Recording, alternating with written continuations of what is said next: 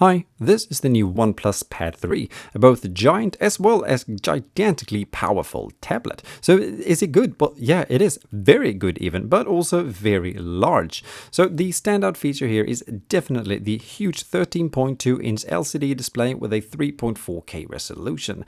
Apart from the massive size, it also offers 144Hz refresh rate as well as a 12-bit color depth, making it simply put a really neat screen for both productivity and entertainment. In fact, and if I'm not mistaken, this is one of the largest tablet displays on the market right now. The depth of the pad though is fairly slim at just under 6mm. Weight, however, is a fairly heavy 675 grams, making this one something you do not want to hold on to with just one hand for any particularly long moments. Performance-wise, it uses the mega-fast Snapdragon 8 Elite chip, the only tablet that does this right now, I also believe, coupled with 12 or 16GB of RAM. Storage is 256 or 512GB, which is fair. However, it still would have been nice with a micro SD card slot option as well, something the Pad 3 does not sport. Other than that though, it chugs through everything from multitasking to gaming to productivity and everything tablet related without basically any hiccup at all. It's also really nice to see games like Genshin Impact running perfectly decent, basically maxed out on this huge screen. Another thing that is really neat here is the sound that comes from a whole of 8 speaker elements that actually is really listenable, at least coming from a tablet, especially such a thin one at that.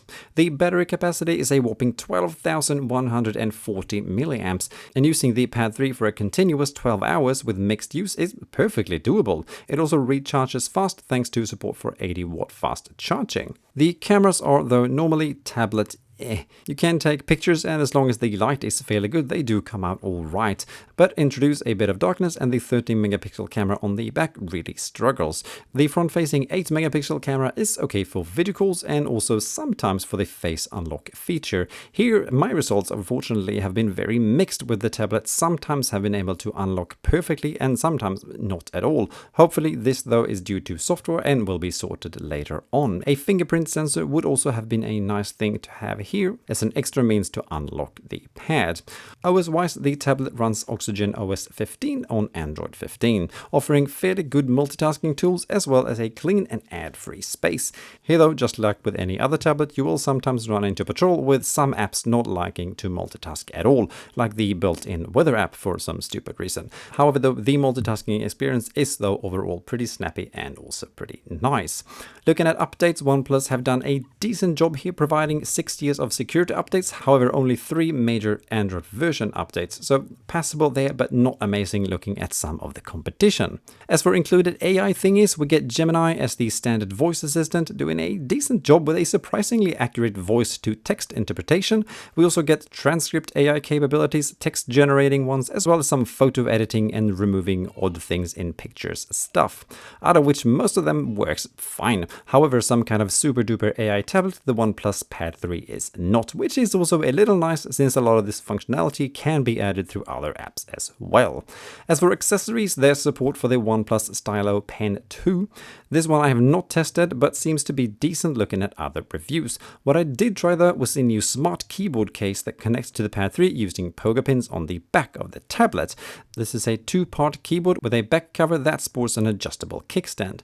The magnet that attaches both parts are fairly strong, and connection is made automatically when the keyboard is snapped on. Unlike the previous keyboard cover though, this one does not have Bluetooth, making the asking price of roughly $200 a bit steep, especially considering that the touchpad is also, well, not great, unfortunately.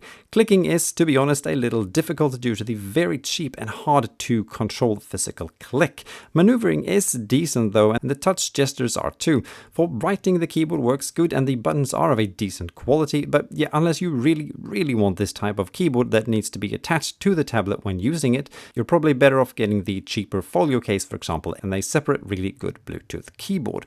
So who should buy the OnePlus Pad 3 then? Well, it's definitely a premium Android tablet experience, one of the best ones actually. The performance is excellent, the battery life is too, and the multitasking experience is nice.